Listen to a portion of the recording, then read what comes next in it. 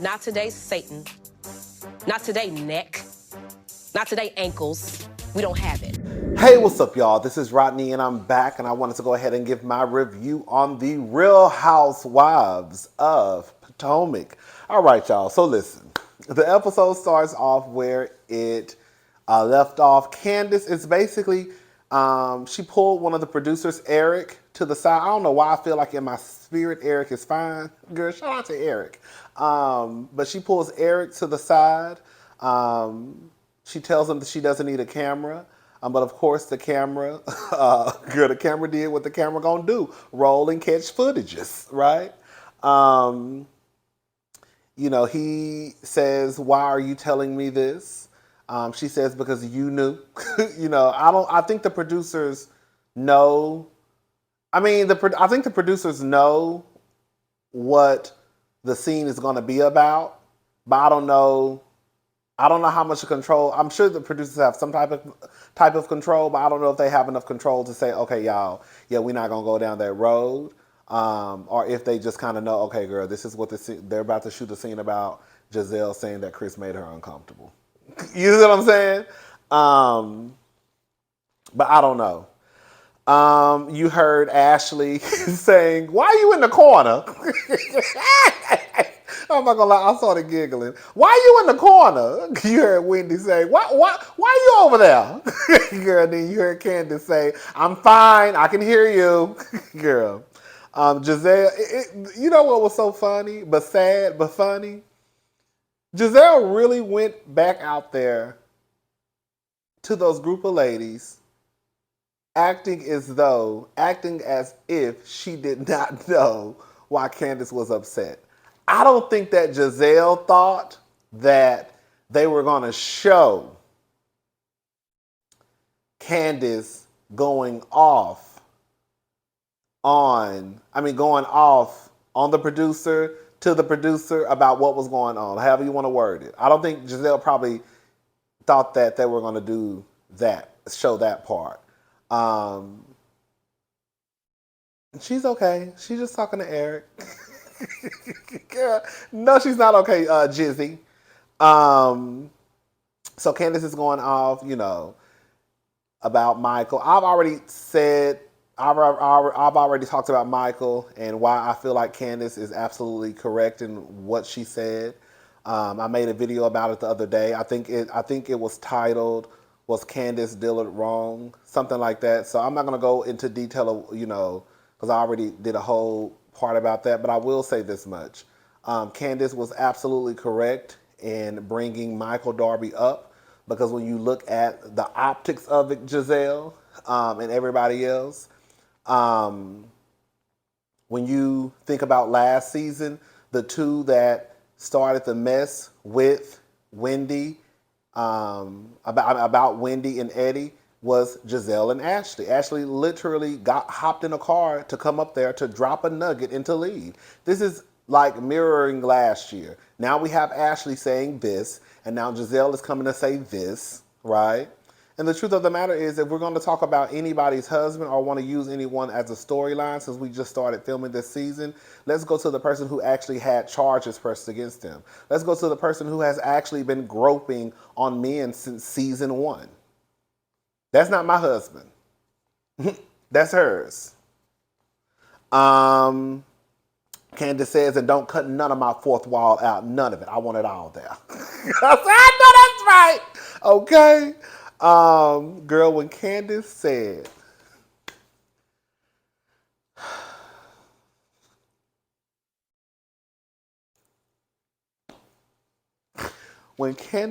"Not today, Satan, not today, neck, and not today, ankles." When I tell y'all, I ain't never hollered so loud. But when I tell you, baby, Candice said, "Not today, Satan, not today, neck, and not today, ankles." Girl.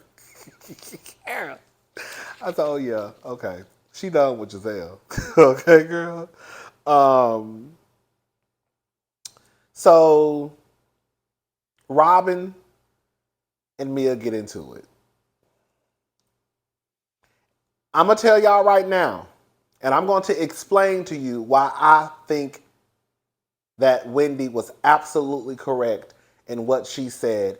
Even with the hot mic moment, Wendy was still absolutely 1000% correct. And I'm going to tell you why.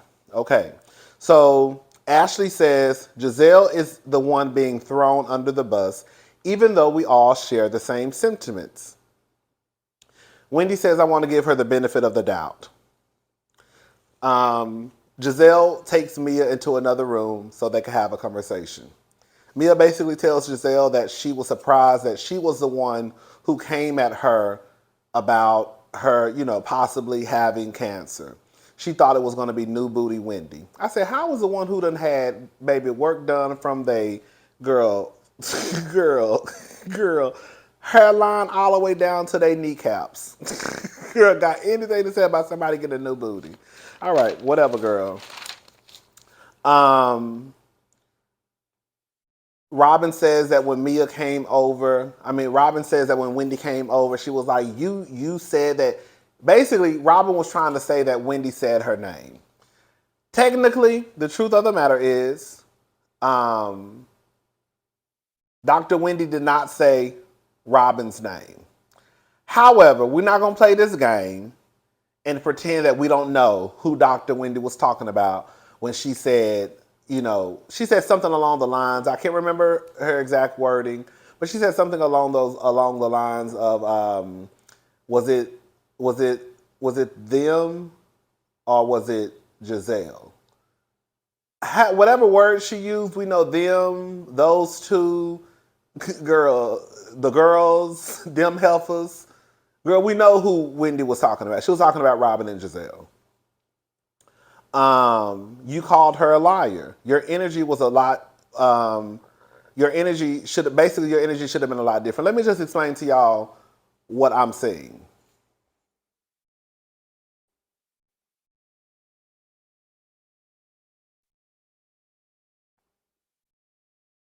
The reason why I say Wendy was absolutely correct in this situation, even with the hot mic catching what Wendy said about Mia, is because even if you think someone is lying about cancer, you're not going to say to them that you're lying about having cancer. Most people in the group, if not everybody in that friend group, most people even who watched the show or saw this in the blogs about Mia, said that Mia was lying. Even me with my messy, tacky ass sometimes, okay? Even I got on here and didn't even really want to say that Mia was lying. I was just like, oh, girl, I don't know, girl. Girl, I don't know, girl. I don't know. Because nobody wants to be the one to say somebody's lying about cancer. The truth is, only 2 people out of this group had a certain energy towards Mia about Mia lying or being skeptical about her having cancer. And that was Giselle and Robin. Giselle literally met Mia with a, oh, hi, is this what cancer, no cancer looks like? Now, Robin did approach Mia like, hey, how are you doing? And then she started with the 101 questions. Candice thought Mia was lying. I'm sure Robin and Giselle thought she was lying. Ashley probably thought she was lying. Karen everybody thought she was lying. But nobody approached her in that way because nobody's going to approach someone who has cancer that way, even in the real world. If somebody said, girl, if somebody like Mia said, I have cancer, you're not going to walk up to them and be like, oh, girl, is this what cancer, no cancer looks like? And expect not to be cursed out like Mia cursed out Giselle. You may say, oh, so, how are you doing? What did the doctor say? And then when you leave, you might do just like Wendy did. All that bitch is telling the goddamn lie. Don't nobody even believe that heifer got cancer anyways. So I was looking at some of the comments online, and I saw a lot of people saying, oh, I can't stand Wendy because of this. I can't stand Wendy because she's fake. This is why I can't rock with Wendy. When the truth of the matter is Wendy did it exactly the way most people would do it. 99.9% of people are not going to walk up to somebody and say, bitch, you lying about having cancer. They're going to say, oh, girl, I hope you're all right. And then when they get in the car, they'll be like, that bitch is a goddamn lie. She ain't got no fucking cancer. You can call it fake all you want to, but girl, nobody is walking around telling someone that they're lying about having cancer. And that's just what it comes down to. So yes, Giselle is going to get it.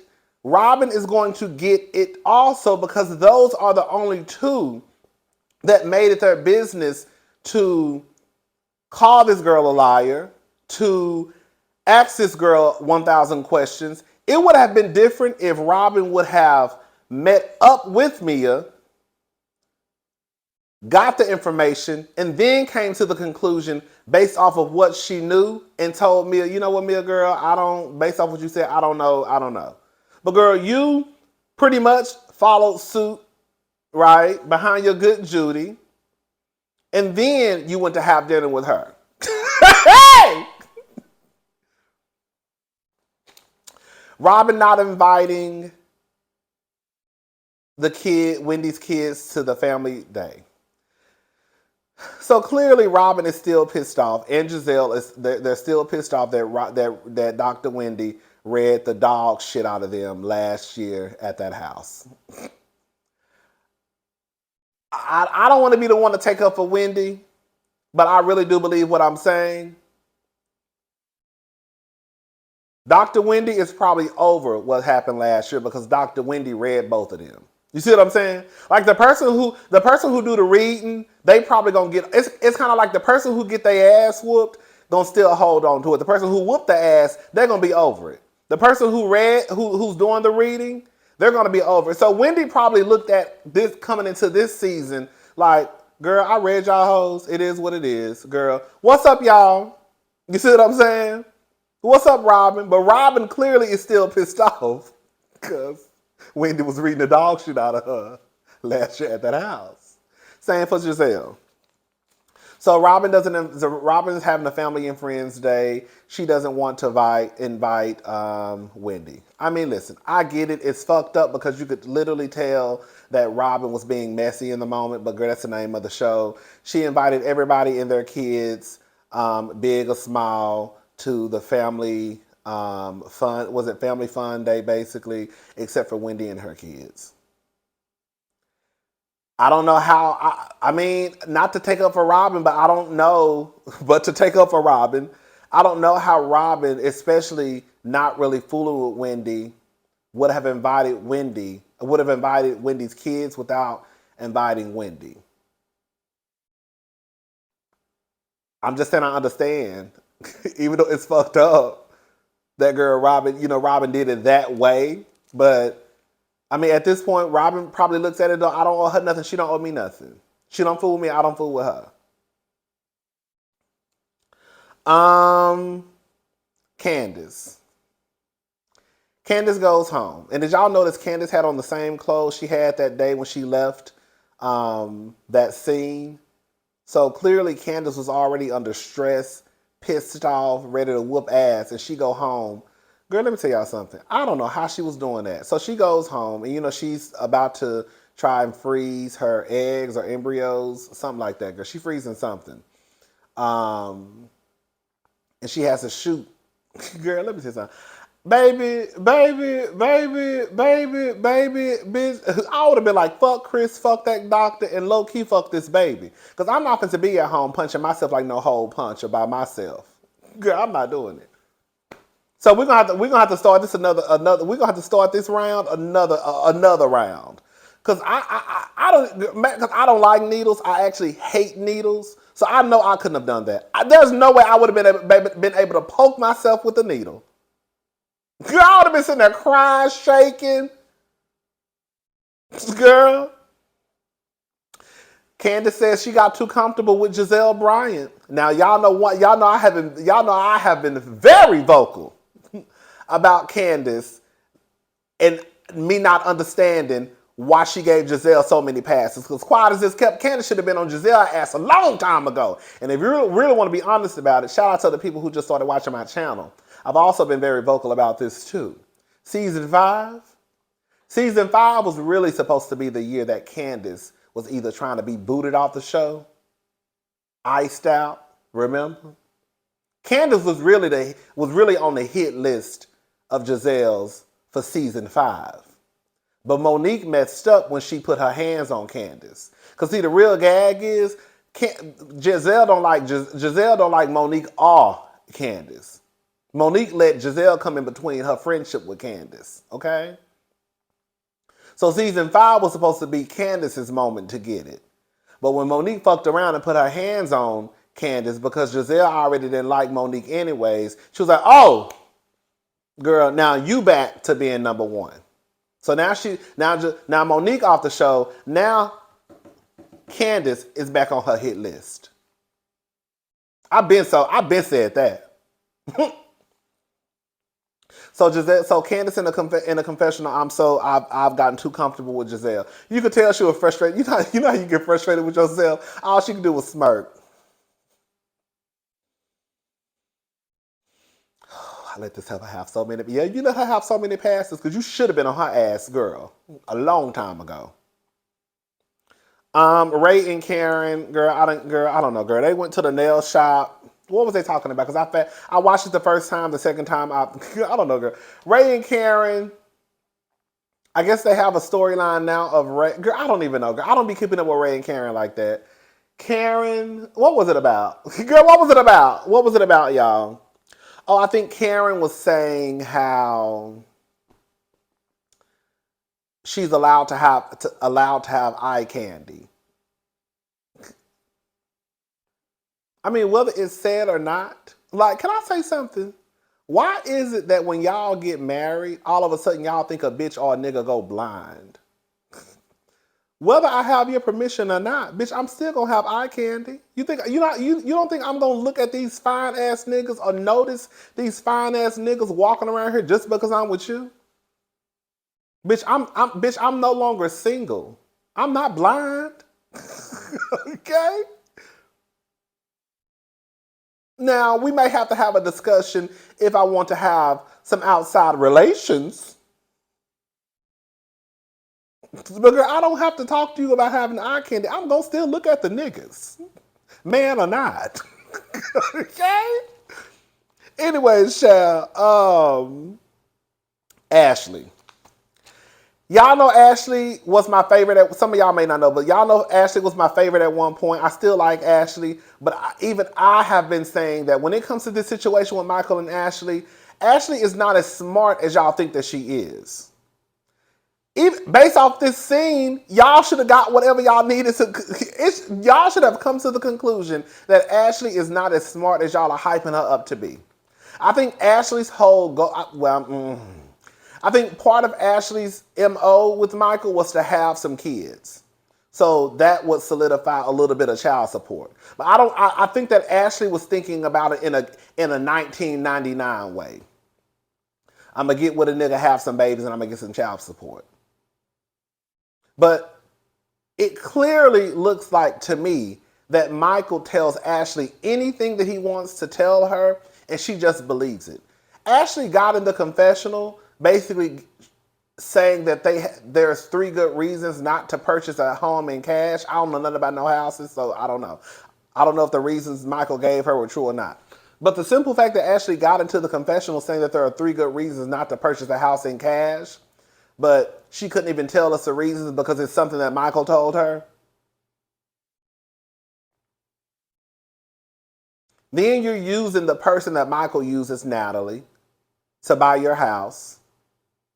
Then Natalie, I don't know if she slipped up or wasn't supposed to say, tells you that, girl, why you going around here not wanting nobody to know about you and Michael being separated, girl, we are okay with the lender. Girl, what you talking about?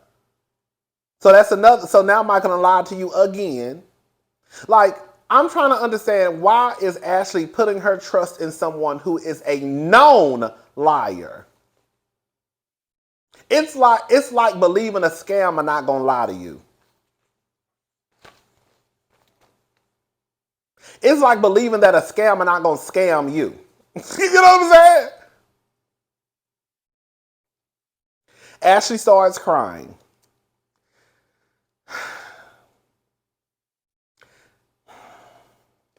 I just think it's ironic that just a few episodes ago, girl, we only on a few episodes. Here I go lying, exaggerating the truth like Giselle. Okay. Ashley, you already told us that you were not sad about getting a divorce. People were now asking you, why are you not emotional? Now all of a sudden, girl, the cameras turn on. Now all of a sudden you want to cry? Okay, Ashley, girl, whatever. I put Michael is in control and Ashley's just on it for the ride. All right. Oh, baby.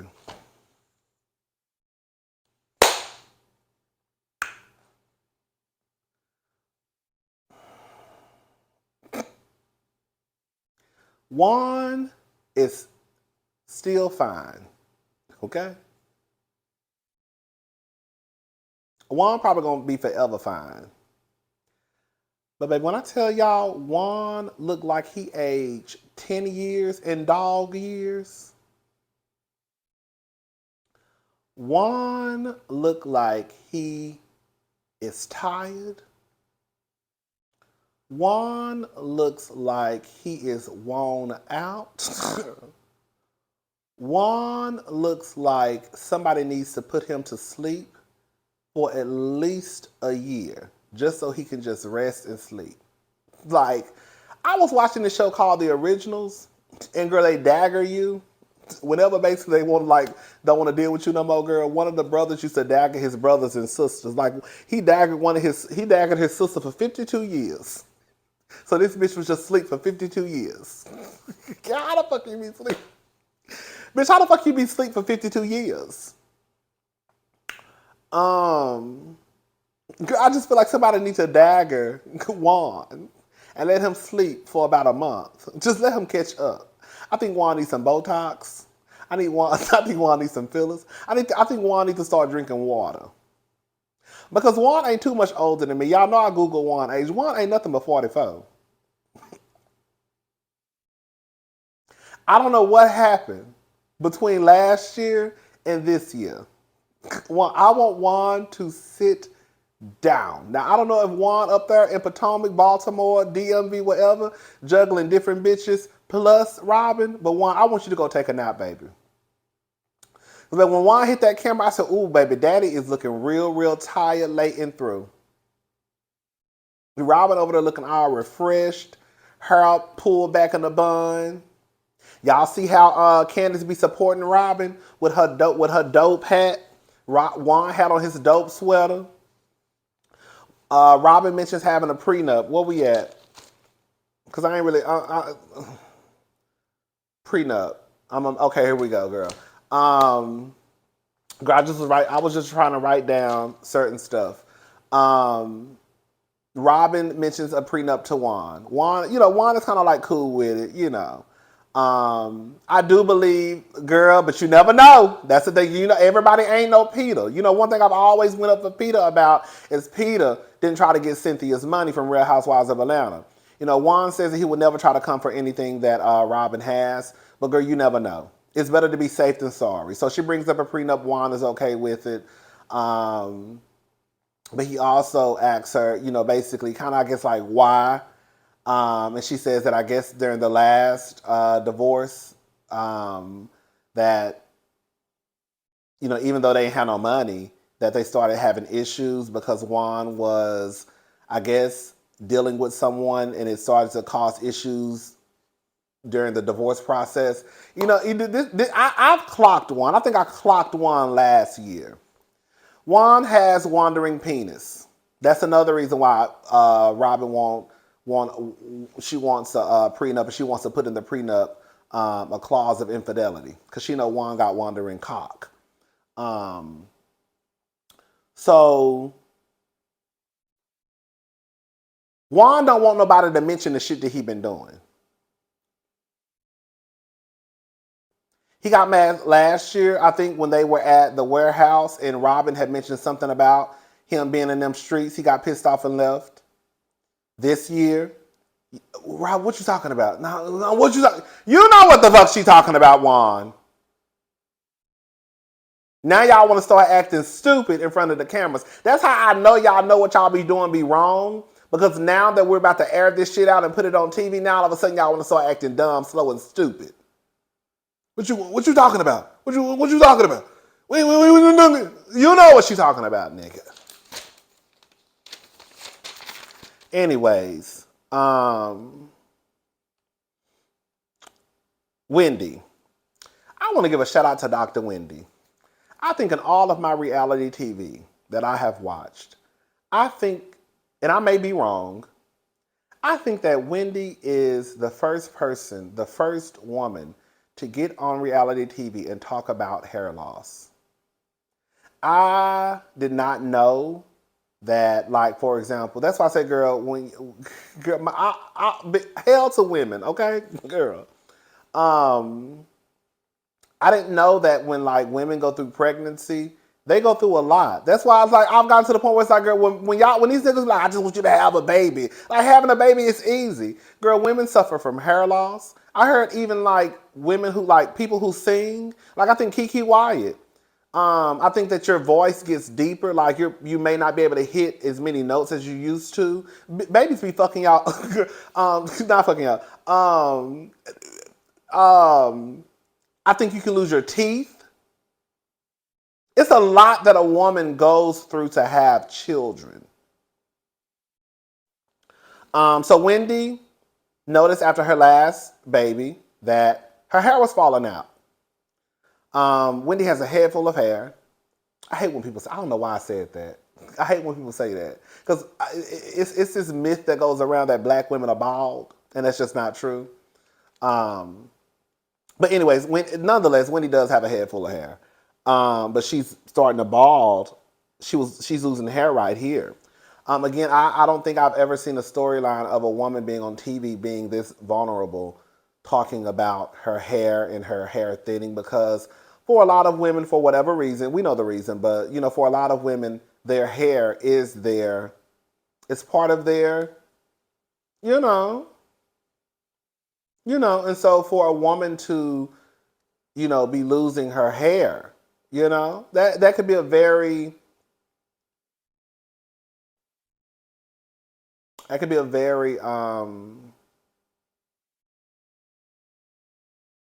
it's sad. I can't even think of the word. It could be sad, okay? Mia and Robin meet up. Girl, I can't keep up with Mia. I'm gonna be honest with y'all.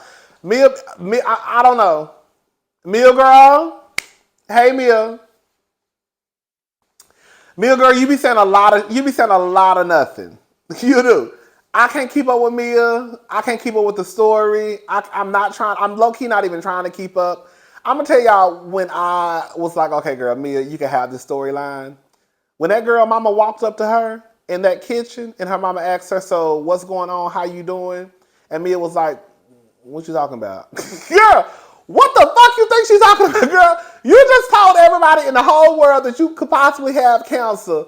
Your mama walk up to you and ask you how you doing, like what did the doctor say or something like that, and you like, girl, what you talking about? Girl, what? What else would she possibly be talking about? Her daughter just announced to the world that she could possibly have cancer. What the fuck is she gonna be talking about, Mia, girl? And that's when I was like, okay, girl, Mia can have this storyline. So her and Robin started talking. Robin got more questions. And then she mentions the whole Giselle-Chris situation. Then Mia. Chris kept staring at her. That's what she says. Of course, they show some footage. And even though I know they were there for a very long time, it just goes, I believe that Chris was not paying any attention to Mia, because if Chris was, the Bravo cameras, they damn sure would have showed it. One thing about it, two things for sure, baby. It looks like to me, season 7, bitch, everybody's getting called to the carpet. Okay? If we got some footages, and if we can find something, bitch, we putting it in the show.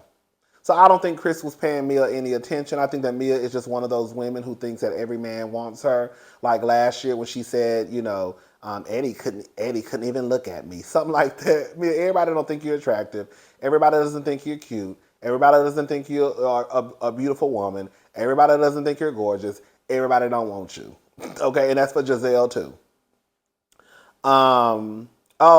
one last thing I wanted to mention. So, I like to hear what people have to say. I like to be on Twitter now, and I like to be in the comment sections.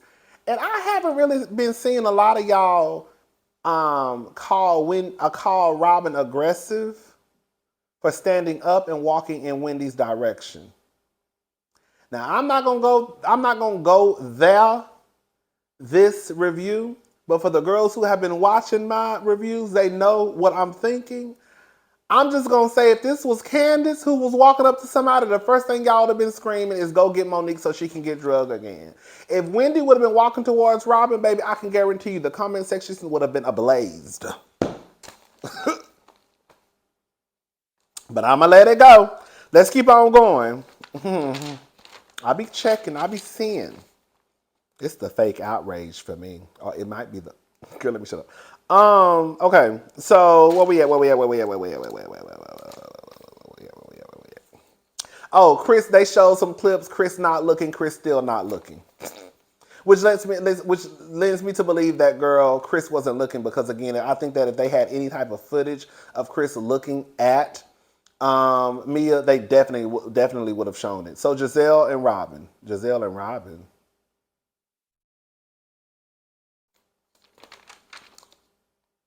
What did Giselle and Robin meet up? Hold up, girl, I'm confused. I thought I was be writing the word shit down. Don't even know what I'm writing down. Not seeing the results. 2 stores they can go. Oh, Giselle and Karen. Giselle goes over to Karen's house. I don't know why I put Robin. See, girl, they automatically go together. That's why people be saying, Robin, you ain't got no backbone. Because, girl, when we think of Giselle, we think of Robin. But Giselle goes over to Karen's home. Candice is upset. They like going back and forth between scenes. Giselle goes over to Karen's home. Chris and Candice go out for lunch. They also meet up with Robin. Candice is basically saying that the doctor is really not seeing the results that they want to see with Candice. So she's upset with that. Giselle goes over to Robin's. So can we go to the room? She said, I suggest. Oh, okay, here we go. So basically, it's he say, she say. That's where we at. I'm going to go ahead and tell y'all right now, I think Giselle lying. I mean, I've been told y'all that, but I think Giselle lying. I do believe Chris when he says that he is the one who suggested to leave the door open. He never even said, let's go to your room. That's what Giselle said. I believe it. I 100% believe it.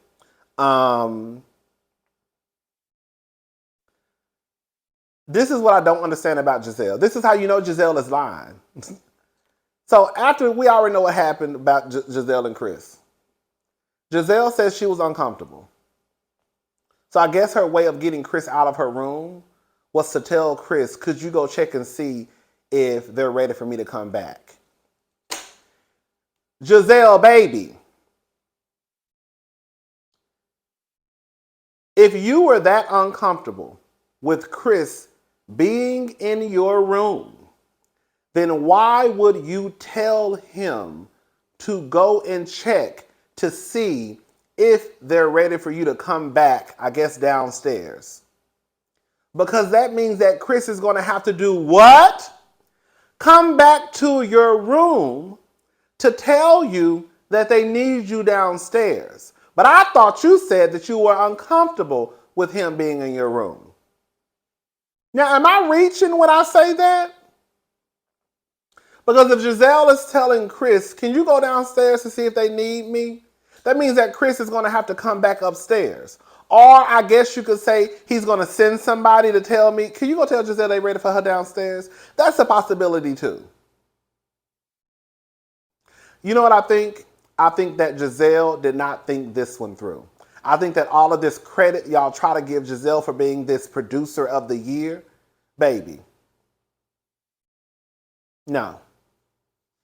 Giselle thought that based off of the fact that a lot of people dislike Candice, that she was going to be able to reel Candice in, have Candice cut up and act a fool at that studio, and they were not going to show Candice having this conversation, and the storyline was just going to be Chris making her uncomfortable. She thought that Candice was going to call her. You see how she said, it's been 7 days, and Candice hasn't even called me. I thought she would at least have called me by now to say that Chris apologized. It's a new day, baby. It's a new day. Let me tell you something. I've been telling Candice through my reviews. I don't know Candice. I don't know Candice's number. I ain't never talked to Candice. I don't know nothing about no Candice. But I've been telling Candice through my reviews, you need to start making these helpers respect you. Put some respect on your name. Girl, you've been on this show since season 3. And Giselle still thinks that you are little sister Candice. That's why Giselle has been sitting around waiting for Candice to call her. You better let them girls know, girl. I've been on this show since season 3. We season 7. I'm the bitch that be trending just for no reason at all. I'm the one who the girls talk about. I'm the one who, bitch, the comments be set on fire just by the mention of my name. I'm the bitch that keeps the lights on. And that's just true tea. Every time I look up Candice trending for something, Candice be at her house, girl probably eating a bag of chips and watching TV. And she hop on the internet and she trending. Candice was trending when y'all said that she threw a drink on Mia. And it was Mia throwing a drink on Wendy. Anyways, girl, shout out to Candice. Karen says that she had an uncomfortable situation with her husband 3 years ago. But once she talked to her minister, girl, when I tell you, baby, one thing about it, 2 things to show, baby, black people, they gonna run to the church house. Once she had a conversation with her minister, and a conversation with Ray, you know, she realized it wasn't that big of a deal. It still made her uncomfortable, but it wasn't that big of a deal. If y'all want to talk about motherfuckers who make people uncomfortable, let's just go ahead and say it, okay? Mia, while you out here trying to add to the story that Chris is inappropriate, let's talk about the inappropriateness of your husband last year when he was doing all this to Karen. Now that's some inappropriate shit.